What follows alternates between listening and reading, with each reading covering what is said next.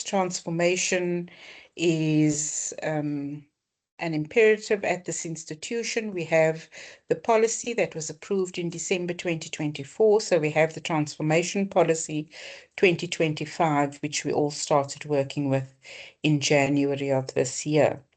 We then are also busy aligning with that the Transformation Plan of 2017, which the university has been working with all of the years since 2017. So transformation really isn't something new for colleagues. What is going to be new is that we are now going to recognize and see what it is we've been doing around transformation within our other KPAs, and we are needing to draw that out now to look at it as a separate but integrated KPA with transformation still deeply embedded in our work. The reason for this is that I think that the institution just wanted to recognize and enhance and make people more aware of where transformation fits within our job descriptions. So the outcomes for this session is that we should be able to understand and articulate how the transformation objectives, of which there are 6, fit in the university, in Stellenbosch University transformation policy. We should be able to describe the key transformation objectives as part of the performance advancement process, and then also understand the transformation KPA as part of that integrated Oracle system. We should be able to apply the SEO transformation objectives, identify it in our roles and the required weightings for different staff, and relate these to our institutional and individual performance plans. We should be able to demonstrate the ability to collaboratively with our line managers, set our performance work plans, and structure those with smart objectives and measurable indicators. And then to align the transformation objectives with our job roles and the institutional goals. We should be able to access and utilize the available support resources, which is the section that Shantae will take you through. So, transformation at Stellenbosch University. There are words in the transformation policy which describe how we go about doing transformation at Stellenbosch. Firstly, I'd like to say that the 10% or 20% minimum weighting, these are not going to be added. It doesn't mean that if you've been doing 100% before that you will now be doing 115 or 130%.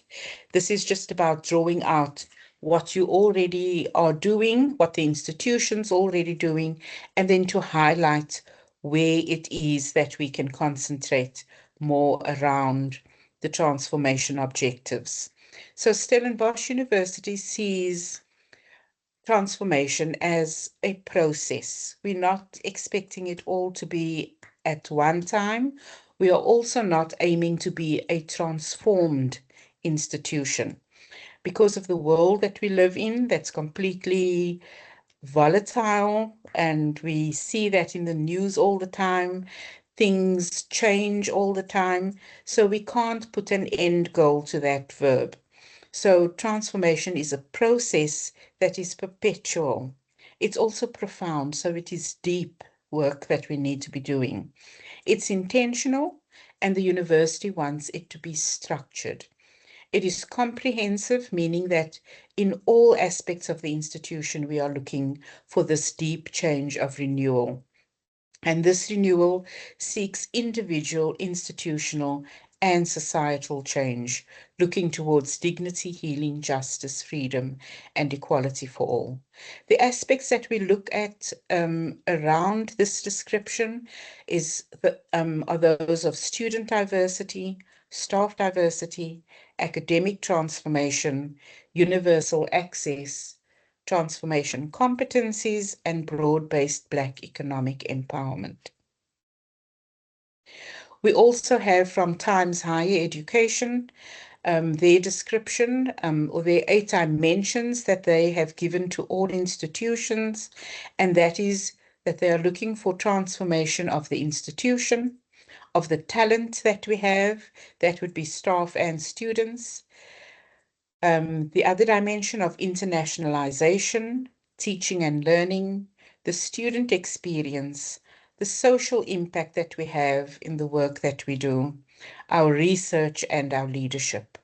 And all of this, again, as they relate to the 6 objectives, being staff diversity, student diversity, academic transformation, universal access, transformation competencies, and broad-based Black economic empowerment.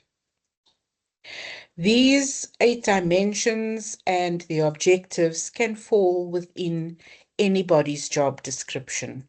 It doesn't mean that because the VC or the dean of a faculty might decide on who has access to the institution or who gets appointed at the institution, that the rest of us on different job levels or in the different job clusters don't have a role to play in each of those objectives. So the jobs at the university are clustered within these 9 clusters, and everybody's job role should fall within one of these 9 clusters. As I said earlier, the transformation KPA is applicable to all staff.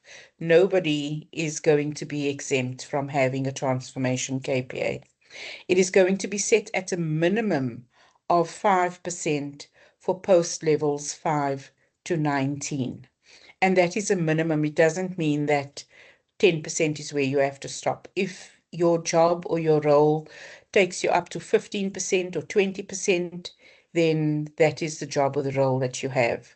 It's set at a minimum of 20% for post levels 2 to 4. Of course, the VC probably has 50 to 100% for their job role for transformation. Faculties and RCs may give further input into the library. Shante is going to give you access and show you how to access the library in a minute.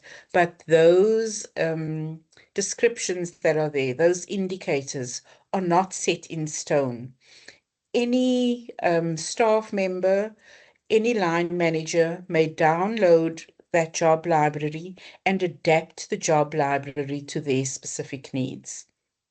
To whatever they decide they are working on in their faculty or in the department or the individual staff member's role. The transformation key performance area, as I said, is applicable to everybody. The approach has to be sustainable. So the manner in which you do it now, you add something to the job library, it can stay there. Even if it changes for you next year, it can stay there for the next person. To use as an example. There's emphasis on the role of engagements. We please have to ensure that we have regular formal and informal engagements around the transformation KPAs and their objectives.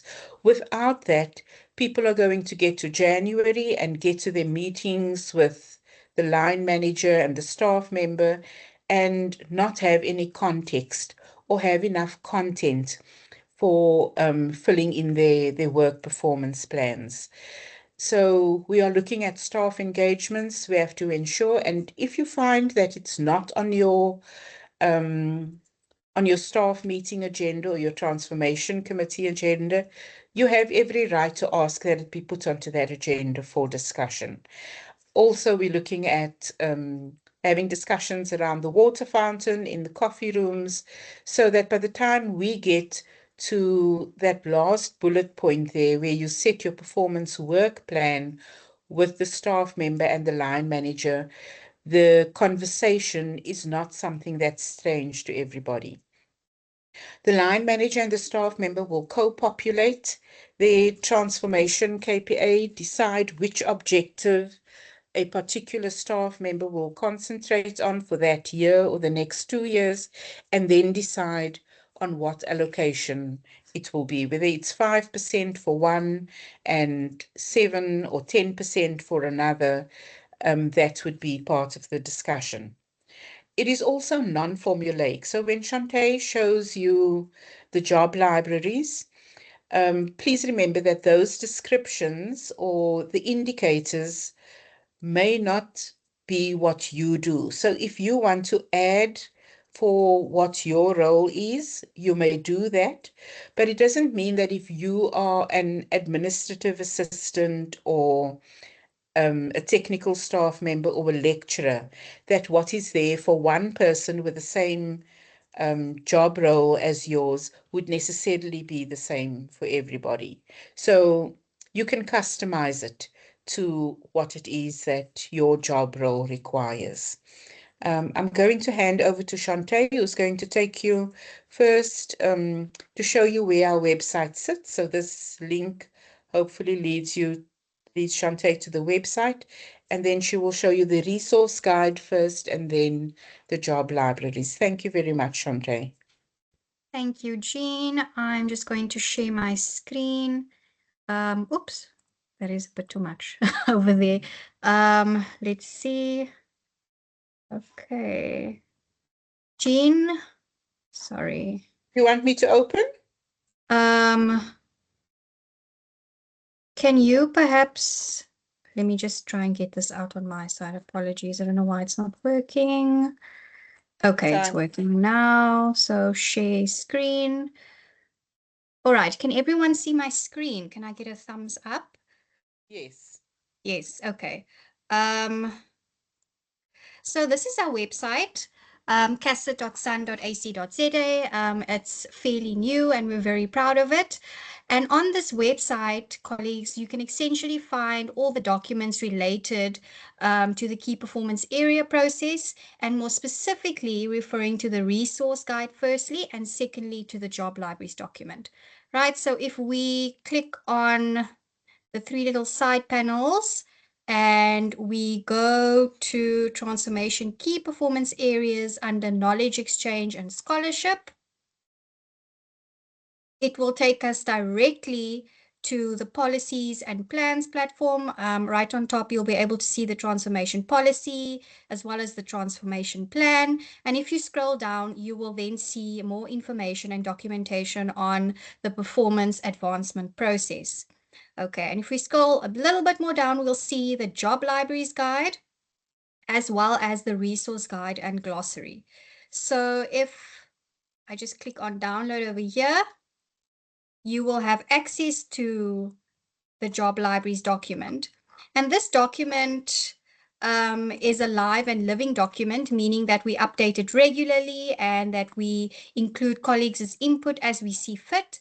But essentially, the goal of this document is to give every staff member at every job levels, and we mentioned that we have 9 job clusters, an idea of, what kind of deliverables or what kind of action items to include on your work agreement or your work plan for the year in line with the transformation objectives. So if we scroll down, we'll see over here the 9 job clusters are outlined, right from executive, academic, research academic, clinical teacher, manager, administrative support, operational support, specialist support, as well as technical and scientific support. So I am just going to scroll down to perhaps lecturer as an example to look at what that looks like, right? So we'll see it says job cluster academic. There is a short description of the role of an academic, which typically includes teaching, learning, research, innovation, and some kind of social impact. We look at the 3 Ps as outlined in the transformation plan, which is people, places, and programs, right? And on the right-hand side, you'll see a range of bullet points, which serve essentially as examples as to how to implement the people, places, and programs. And then if we scroll down, we see the 6 transformation objectives. And here we've color-coded them: student diversity, staff diversity, transformation competencies, universal access, academic transformation, and broad-based Black economic empowerment, right? So if we look at an objective such as student diversity, some of the examples to be included by a lecturer include engage and enhance the research agenda and plan to enhance and encourage critical, sustainable, and transformative topics, which attracts a diverse cohort of students. For example, attract postgraduate students, focus on research that can positively impact society. If we look at another objectives such as staff diversity, we see the advancement of employment equity as an example. Accelerate staff diversity through implementing the university's transformation policy and plan.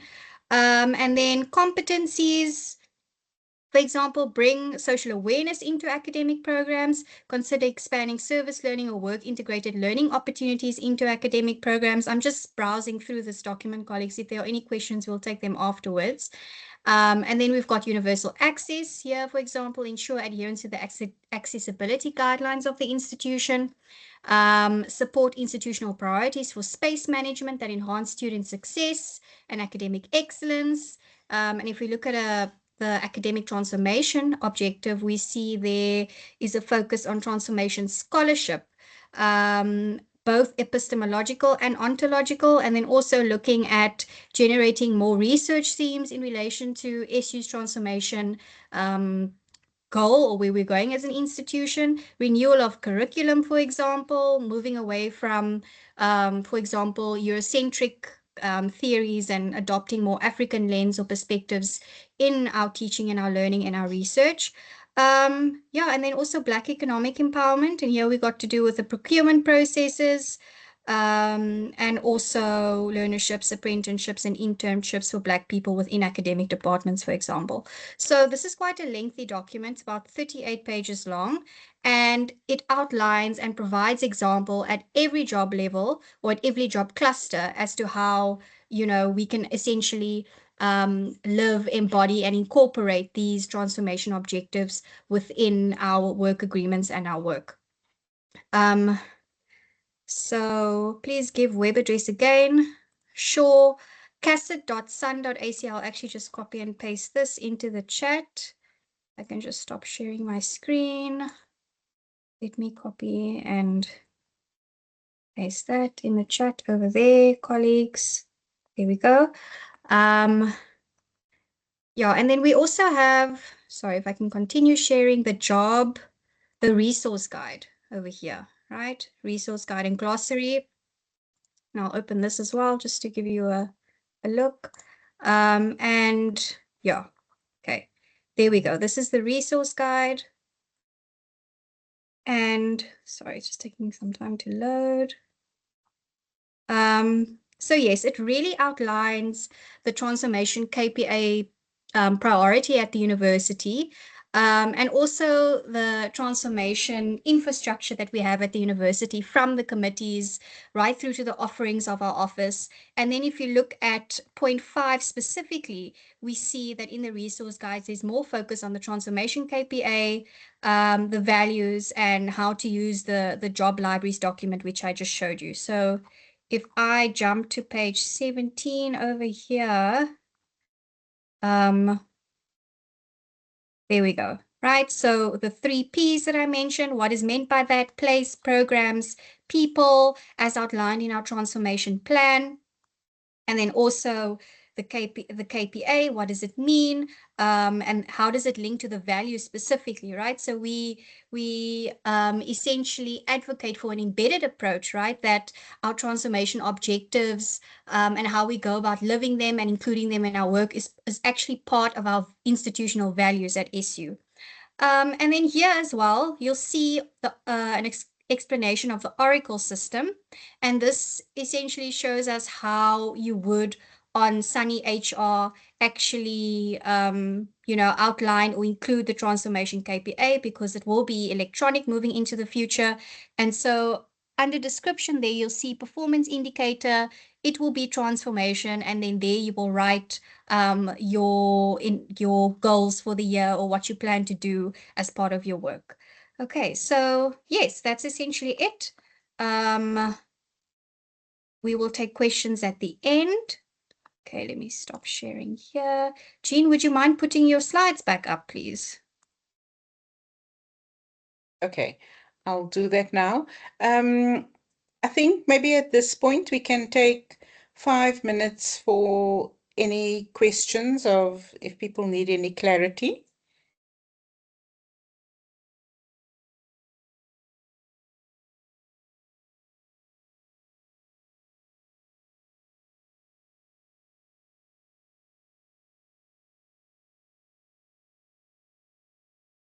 Okay, I see no hands. So thank you very much for that insight, Shante, showing us what the job libraries look like so that it's familiar to everybody when you eventually get there.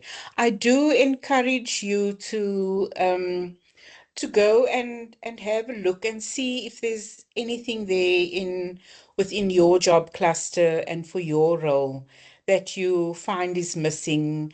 And then you can raise this now already with your line manager, or even just in a staff discussion, or take it to a staff meeting, ask if you can have a point on the agenda to discuss. As I've said, every department, every line manager may download that job library and adapt it to the needs. We do not have indicators for everything that people are doing around transformation. The university has been working with all of the other indicators for many, many years. So, of course, that library or those libraries have been built up over 30, 40, I don't know how many years, however long your department or your faculty has been around. But with the transformation KPA, we haven't had that before. So what's happened is you'll see there at bullet point 3 where on the slide that I have now, that I've contacted a number of the institutional role players. So senior directors, I've communicated with transformation chairs around what could possibly be included as indicators. But the list is not exhaustible. So you may adapt it. And as Shante also indicated, it's a living document. Also, the resource guide, I think as we go through the process with HR and the performance plan,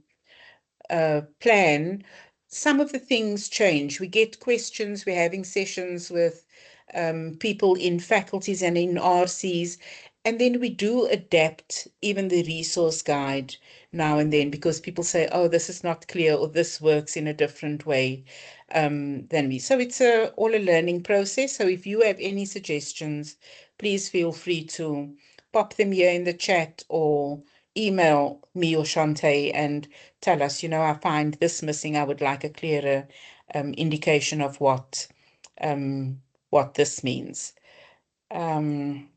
If I go to just this slide, so people who've attended the sessions before would be familiar with this slide.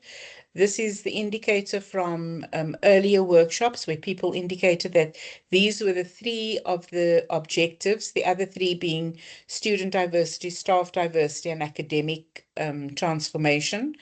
But these were the 3 of the 6 that people least understood or had most problem with aligning with their job descriptions.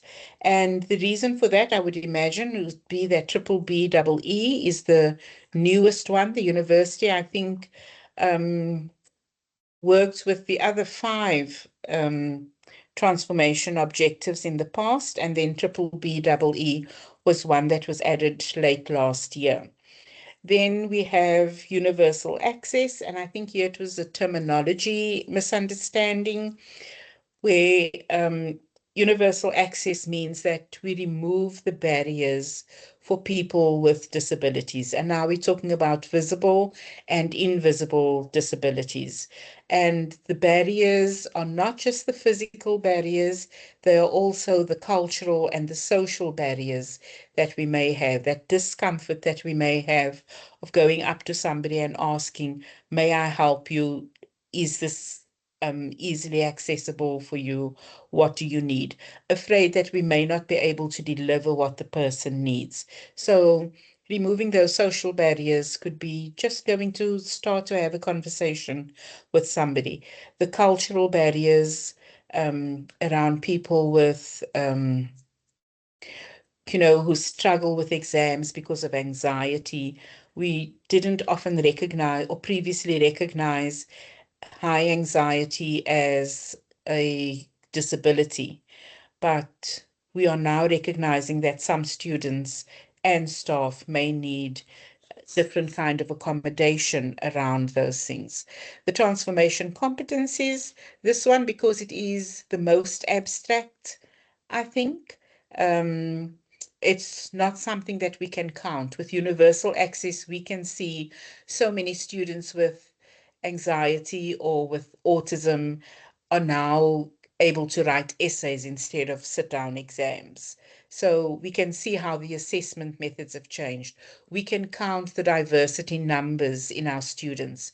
There's more access for staff members with disabilities, more accommodation. So those are things that we can count. Whereas with the transformation competencies, these are the essential skills in breaking down those barriers. So the communication, our people-related intelligence, how we collaborate, maybe mentor people, newer lecturers or new staff members. So these are not, it's not easy to count and to add a number to this. So I suppose this is the one that people struggle with mostly in understanding. But once it is understood, it is probably the one where we can most easily reach our percentage that we envision, that we have a goal for. So as you can see, even for me, it's difficult to understand, but having been an English teacher and lecturer, I suppose it's very much qualitative rather than quantitative around the transformation competencies.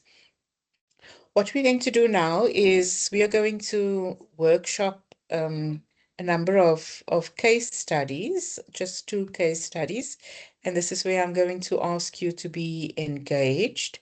So when we draw up our indicators for the objective, so on the Oracle system, you're going to get the transformation KPA, and then you are going to see a drop-down list for the 6 transformation objectives. So if you choose a transformation objective of student diversity and transformation competencies, those are going to be the 2 objectives that you and your line manager decide you're going to work on for this year. When you look at the types of indicators that you have for those 2, so you will click on those, and then the 4 others will be deleted for the year. When you start over the new year in 2027, you may choose those 2 again, and then maybe another one. All 6 will appear again, and then you may choose maybe 3 for that year or 2 different ones. But when you design your or consider your indicators for these objectives, you are going to write in your own indicators. So you may go to the job library, have a look at those indicators, see if anything appears there that you would like to put down as indicators for those 2 objectives that you've decided on. But now you have to define what it is that you are going to do within that year. We can't just have an objective and then at the end of the year have a discussion with our line manager again and say, oh, so I did 15% of this and 25% of that. You are going to have to do it in a smart way. And by the smart way, I mean it's going to have to be specific when you give that description. So there'll be a block on the Oracle system where you will write that out. It's going to have to be measurable. So you should be able to say, I can put a quantity to this as best I can. It's going to have to be achievable. So we're not looking for pie in the sky things and say, oh, I'm going to increase this by 100%. So you have to consider whether that is achievable. What has happened in the past around this goal and what can be doable? Is it relevant to the institution, to what the department would like you to do within your role? And it will have to be time bound. We can't say that, just have the indicator there and not indicate by when you would like to achieve this. So I'm going to open the first case study. So this one would be, for example, improve student diversity for digital transformation. So we can see that this is probably just an indicator without smart measures attached to it, if we were to put it just as improve student diversity for digital transformation. If we look at the case here, we see that the reason that the staff member, or maybe a team of staff members, have decided to put staff diversity, to choose staff diversity as their transformation objective, has been the following. Students have been performing poorly in a number of modules in one department. Staff in the department have noticed that a tool that had been made available a year ago and that can create ease of access and decrease time on task for lecturers and students has not been used effectively. So we look at what the person had there as the indicator, improve student diversity for digital transformation, and how that indicator can be described.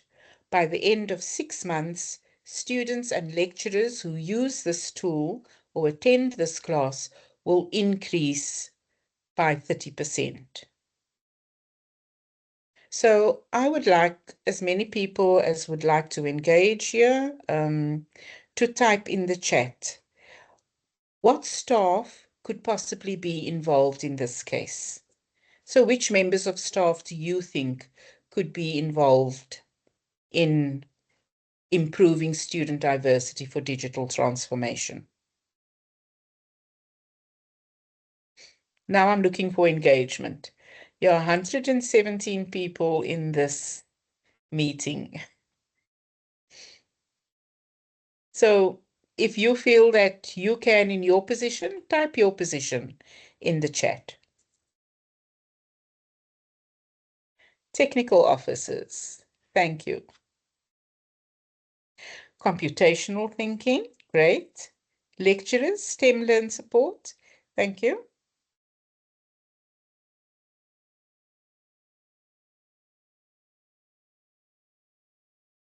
Academic staff, lecturers, administrative staff, lecturers, admin staff.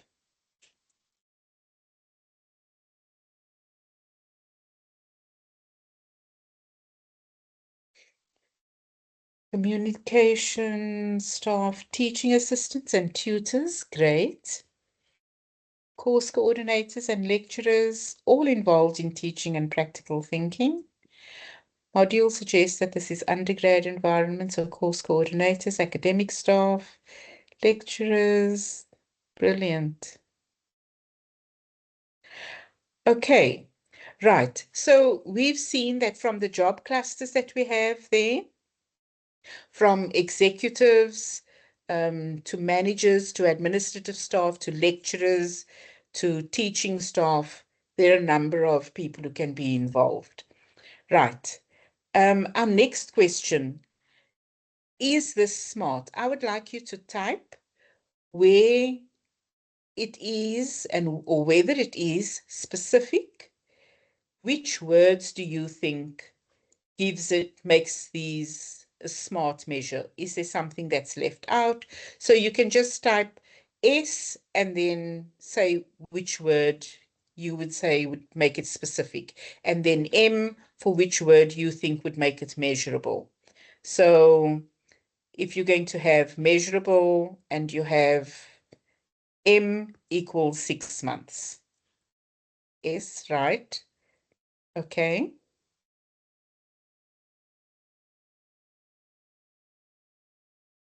Like some more people? Thank you.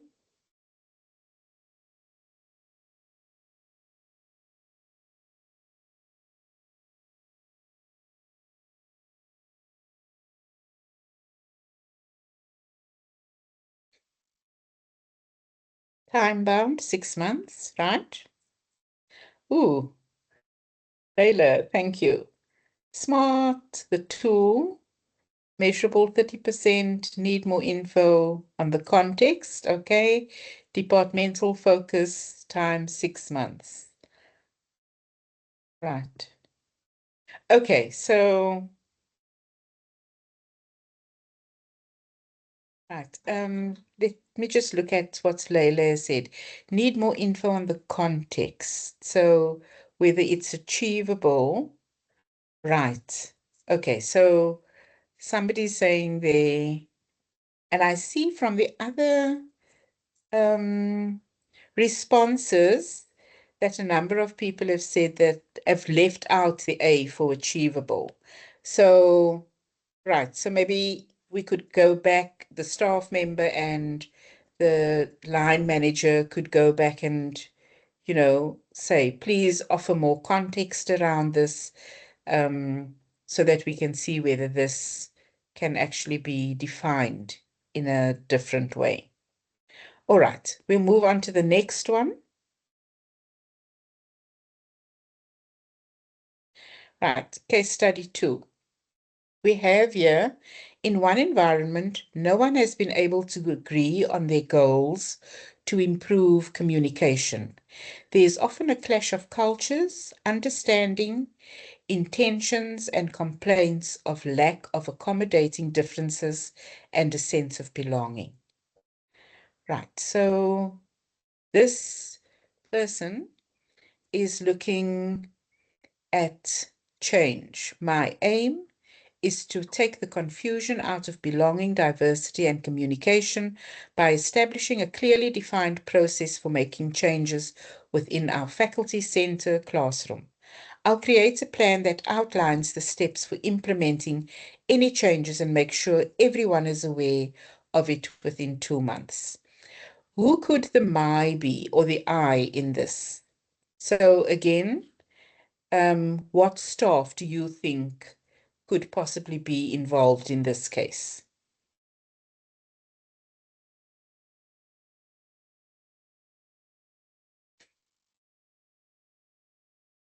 All staff?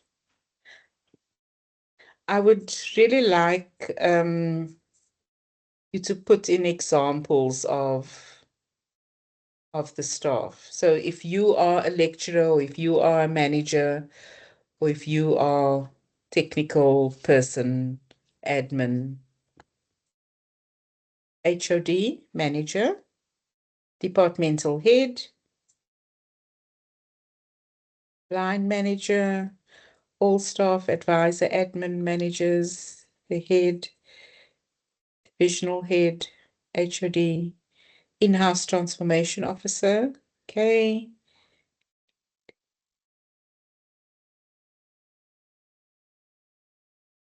consultative process. Great. Okay, so if you look at the indicator there, what the person is describing as what they would do, is this specific enough? Is it measurable, achievable, relevant, and is it time bound?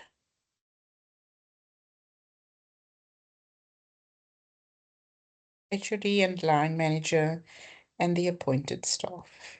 Great, thank you so much.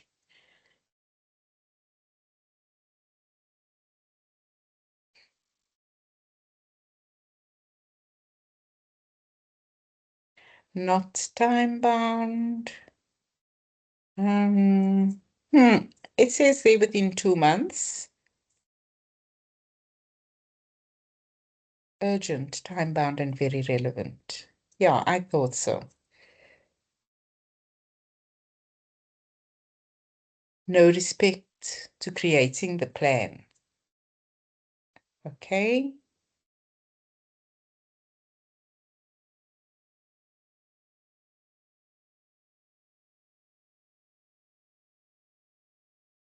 Must be director, HOD, or pro set that has authority enough to generate a singular united vision. Cannot be everyone or risk of continuing to work at cross purposes. So not smart and not not specific and not achievable.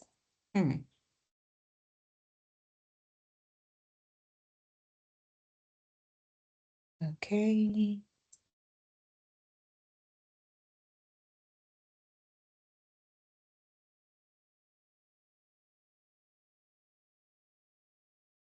Time frame may be too short. I thought so as well. Yeah, it's time bound, but the time frame needs a relook.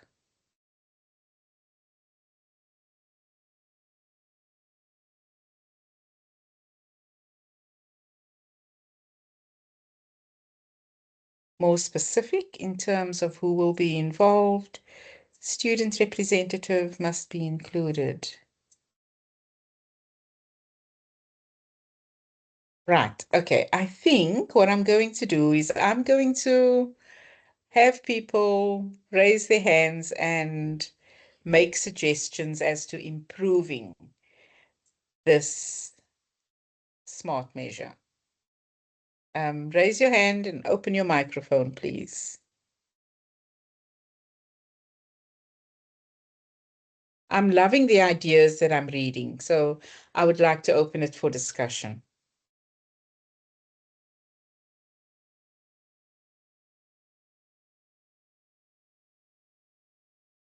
Don't make me pick on you.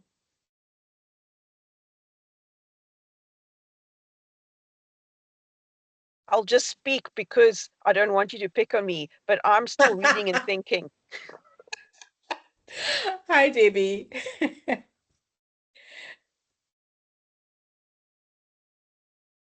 Let's see, who am I going to pick on? Who said something? Now, I see, I chased people away. I hope that's just because people had to leave for another appointment, not because they're afraid I'm going to pick on them.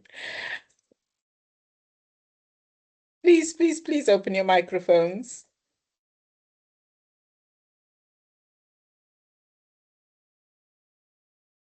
Thank you, Nuran.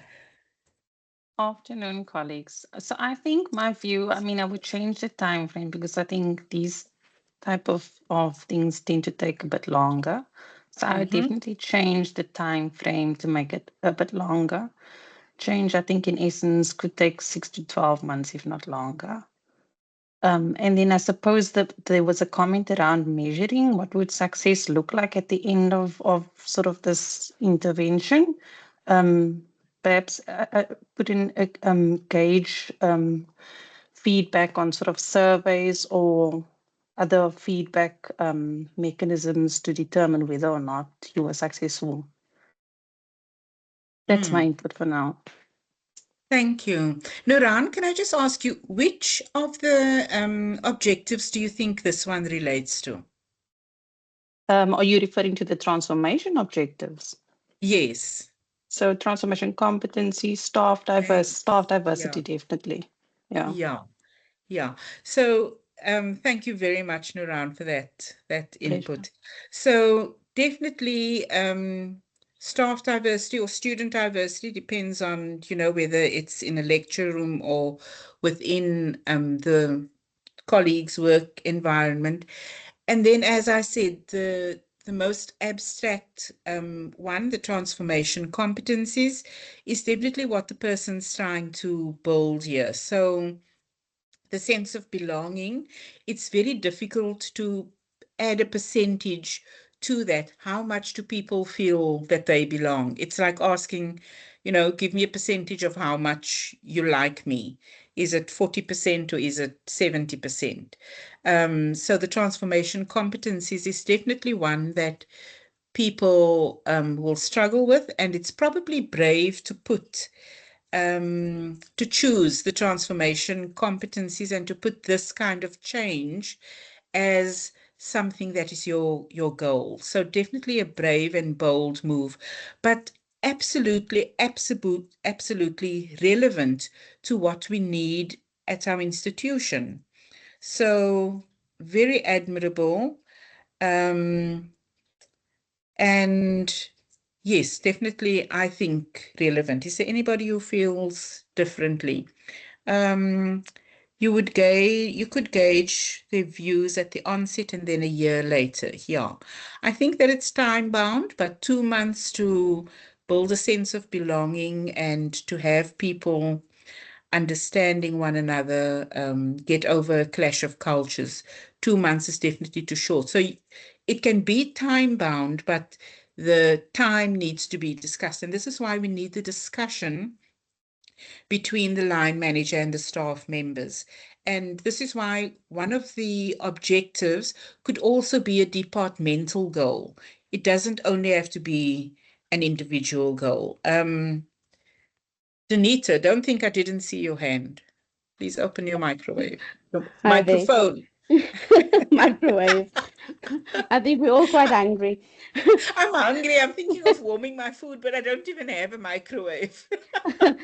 I'm torn with this one a little bit in terms, obviously the timeline 2 months is not realistic.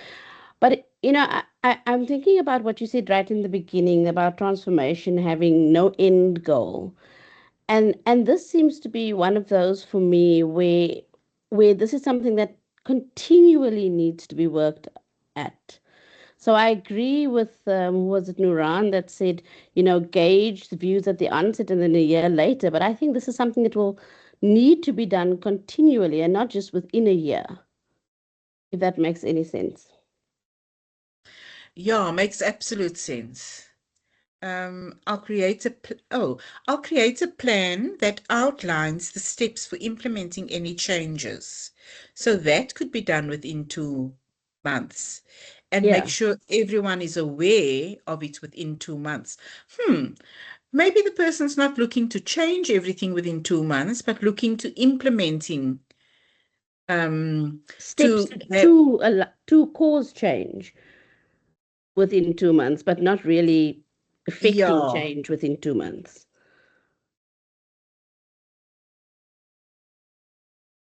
Oops. We can see the kinds of challenges, but I feel like it's a good challenge. The intention is great. Picking up on it has shown some kind of people intelligence. So for a person to put this there, to have noticed it, and to want to do something about it is definitely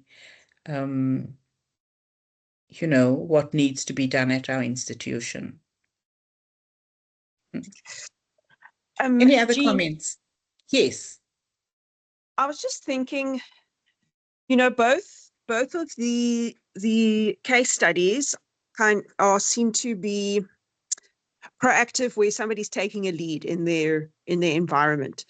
But in my experience, a lot of these things are collaborative team efforts, right? Yeah. It's not just one person who's going to put together, for instance, a plan. It's maybe somebody recognizes, like everybody recognizes, communication's a problem in our environment. We need to work on it. And so there's like five people who are on a task team.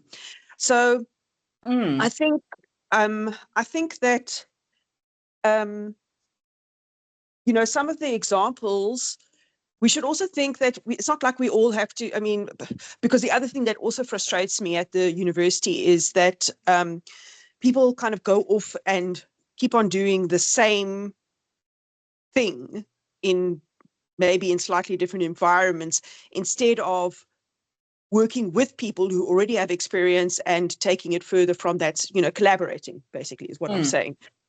And leveraging each other's experience and insight and so on.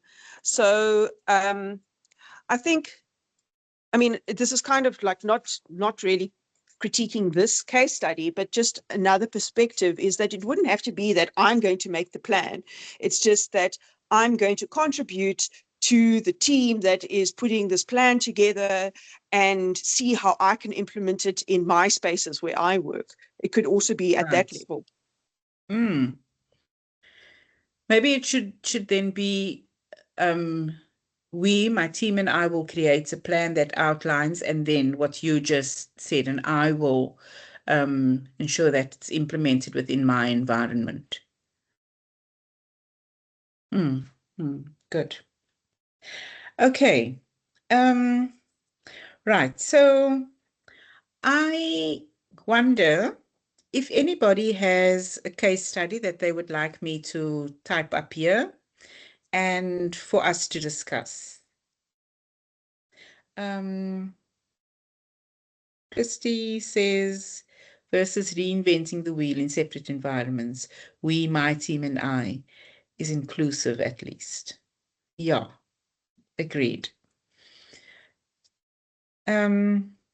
Anybody who's sitting with a challenge or can think of something that's happened in the past that's worked out in their environment, or a challenge that they have at the moment that they would like to discuss here?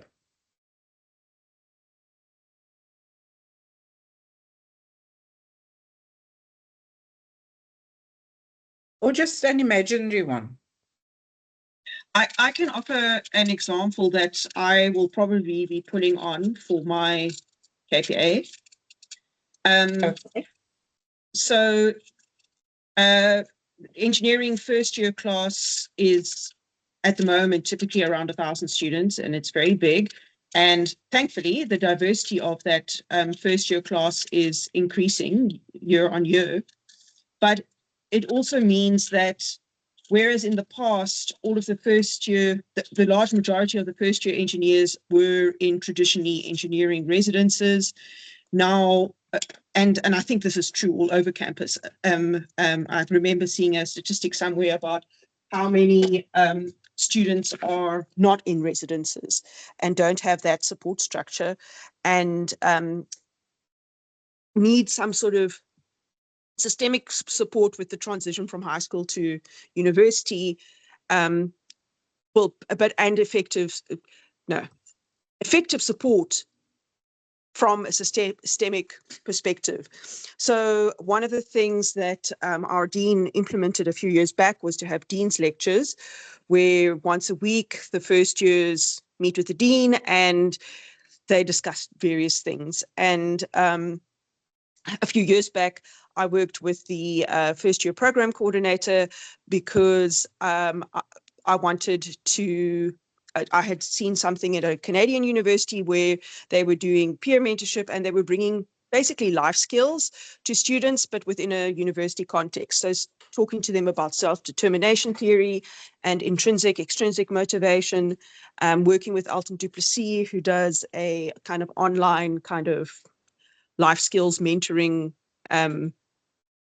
project, and looking at resilience and growth mindset and negative thought patterns, the neuroscience of learning, just exposing them to all of these things that I've learned about as an educator and as a professional person that have helped me with my professional growth, and then contextualizing it as well to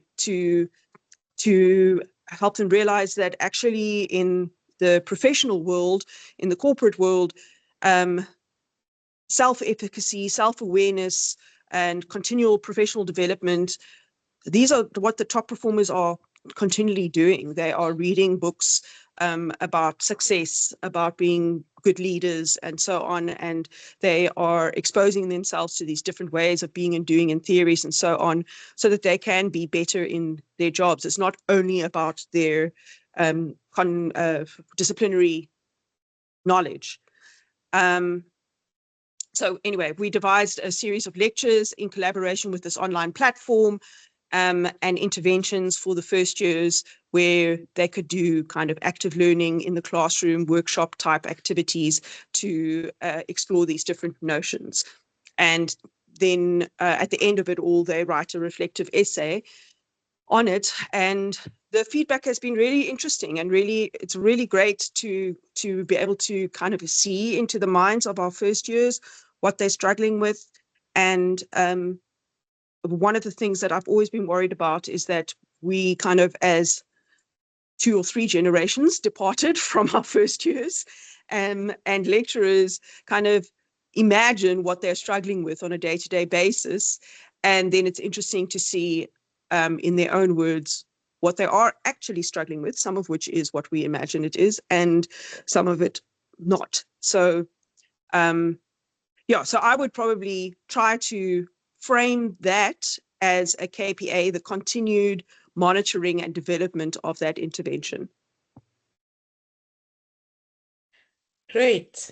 Thank you, Debbie. Thank you, Lauren. Thanks for joining us. Enjoy the rest of your day. Okay, so right, so now I want to ask the rest of the people, perhaps Debbie, to ask you questions around this. So you're looking at large class engineering and increasing diversity.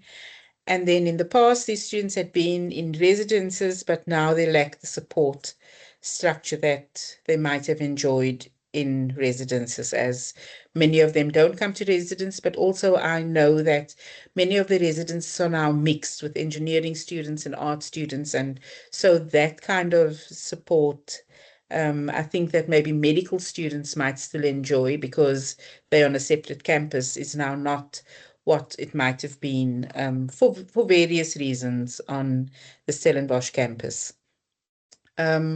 So there were dean's lectures, peer mentorship, life skills within the university context, issues that raised there. And then there was an online mentoring project to expose students to self-efficacy, professional growth, and what top performers are doing. Then a series of lectures and interventions, reflective essay, which gave good feedback, but also gave feedback on what we, who are generations removed, some of us, from what the students, what we imagine the students would struggle with, because we think of our own experiences, but things are very different now. And then there are some things that are similar too. So thank you very much, Mani. Right, so any questions for Debbie or suggestions for Debbie?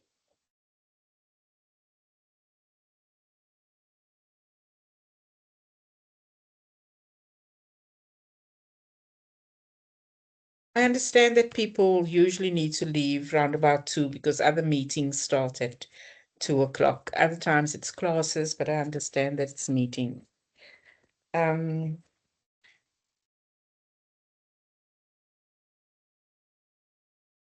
Anybody?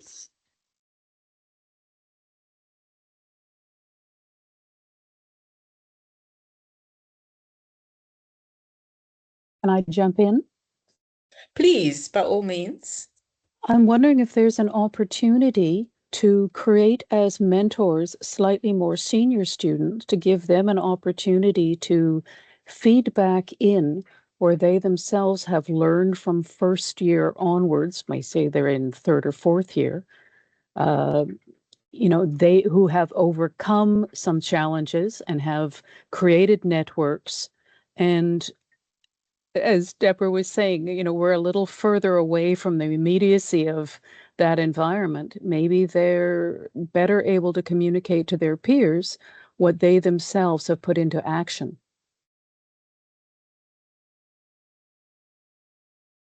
Yeah, that was definitely part of the imagining of the intervention. So the logistics of actually implementing that have been a lot slower than what I imagined. And, there's already a mentorship program in place, but it's focused at an academic level. So we started thinking about, and this is by senior students, to helping them with their tutorials and academic work in kind of like evening group sessions. So our intervention there was to start training those learning assistants to also be able to give a more holistic kind of support. But going further into linking senior students with first year students, or at least having senior students come and give some feedback, that would be helpful. Alton does do that in his sense of belonging intervention that he does with a lot of the first year students across campus. He gives little kind of video, what are they called? Video casts of students, and, you know, this is my environment that I came from, this is what I struggled with, as if they were students. I'm not sure if it is actual, some of our actual students, or if it is anonymized based on feedback that he's got, but we do that, but not in a formalized way. And that is something that I wanted to implement in the future.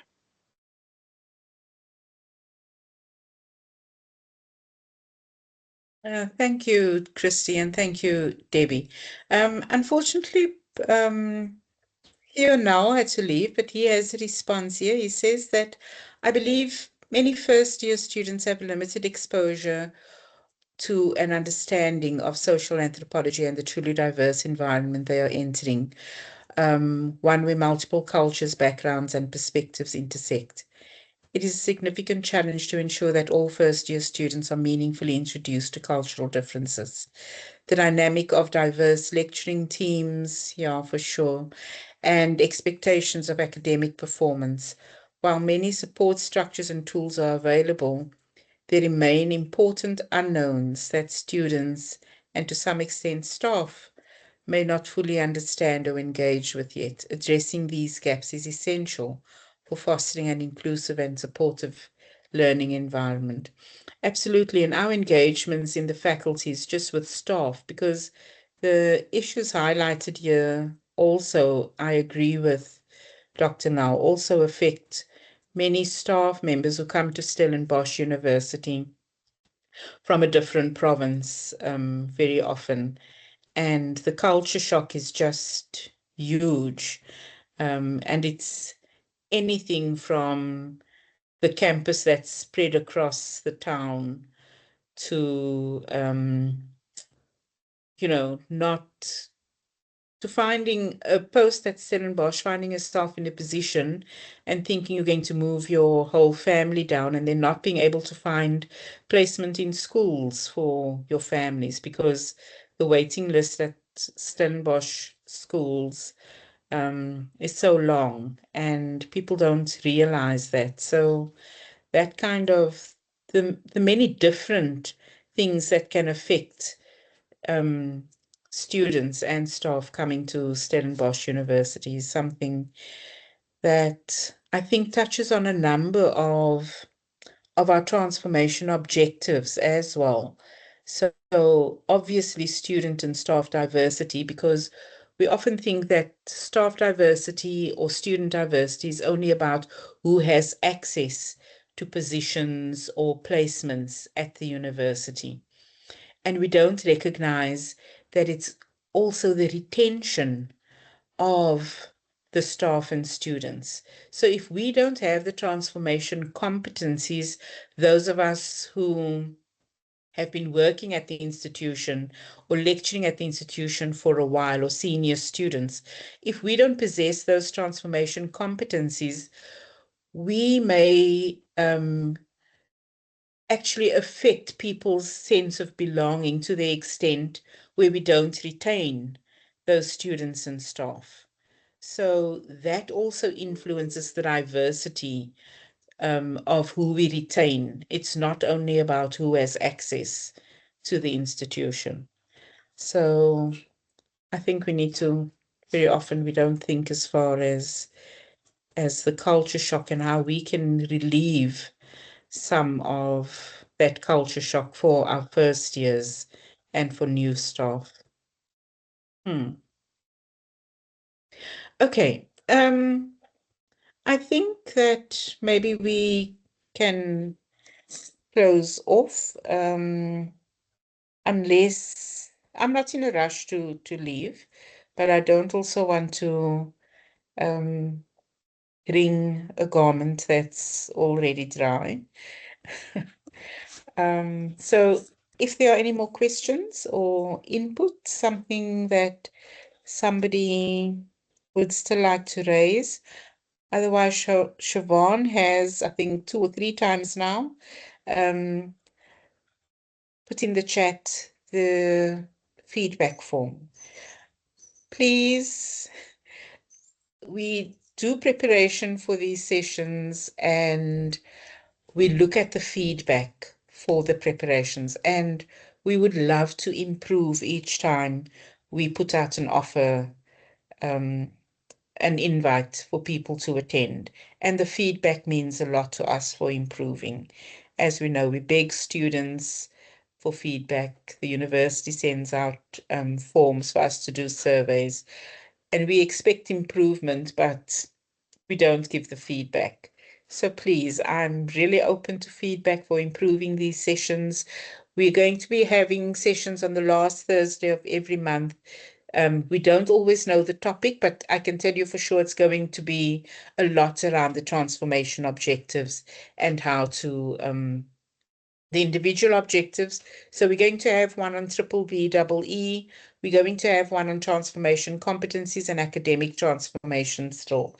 We are organizing that. So the last Thursday of every month, and then 3 Thursdays, the last 3 Thursdays in October, we'll also be talking transformation KPIs and transformation objectives. Thank you so much, everybody, for filling out the feedback form and for your attendance here today.